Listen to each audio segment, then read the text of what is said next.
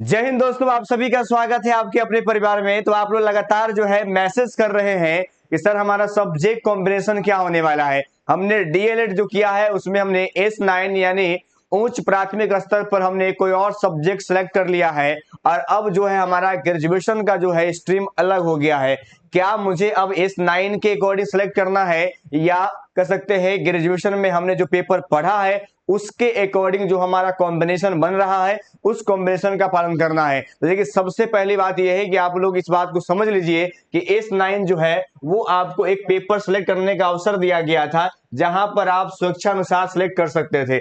यानी कहने का मतलब हुआ है कि इसका आपके 6 to 8 के सब्जेक्ट कॉम्बिनेशन से इनका कोई लेना देना नहीं है। आपने देखा होगा बीपीएससी का नोटिफिकेशन जारी हुआ, वहां पर देखे होंगे कि सब्जेक्ट कॉम्बिनेशन के लिए लिखा गया है कि जो भी आपका क्राइटेरिया है, खास तौर पर अगर बात करें 6 to 8 में मैथ्स और साइंस के अध्यापक के लिए, तो वहां पर मैथ्स आपका होना चाहिए या आपका केमिस्ट्री फिजिक्स या आपका जूलॉजी वगैरह जो है वो आपका होना चाहिए। उसके अकॉर्डिंग आपको सिलेक्ट करना है। उसी प्रकार से भाषा की अगर बात किया जाए तो वो आपका स्नातक स्तर पर जो है वो आपका लैंग्वेज या आपका सब्सिडरी में होना जरूरी है। तो कहने का मतलब स्पष्ट हो रहा है कि S9 में अगर किसी ने सोशल साइंस ले लिया है और उन्होंने ग्रेजुएशन साइंस से कर लिया है, क्या उनको समस्या होगा? तो बिल्कुल भी समस्या नहीं होगा। आप इससे बिल्कुल कह सकते हैं कि बेफिक्र हो जाइए। कुछ बच्चे का नाम सर सीटेट पेपर 2 पास हुए हैं लेकिन हम ग्रेजुएट साइंस से है लेकिन हमने सोशल साइंस लेकर के पास कर गया है, क्या मुझे दिक्कत होने वाला है? तो बिल्कुल भी आपको दिक्कत नहीं होने वाला है। कभी आपने देखा है कि विशेष के लिखा हुआ रहता है कि सीटेट पेपर 2 क्वालिफाई होना चाहिए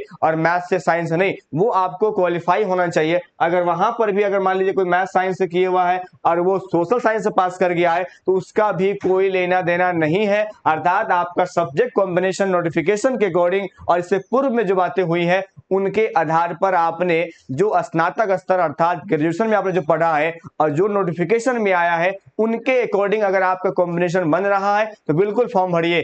S9 के चक्कर में आप बिल्कुल परेशान न होइए, इसका कोई महत्व नहीं है। और मुझे उम्मीद है कि आप लोग समझ गए होंगे और अब जो है मेरे पास आप कॉल नहीं करेंगे इस समस्या को लेकर, क्योंकि इसका निवारण हो चुका है और आप बेफिक्र होकर के अपने फॉर्म को भरिए, आपको कहीं दिक्कत होने वाला नहीं है। मिलेंगे हम नेक्स्ट में, उतना ही।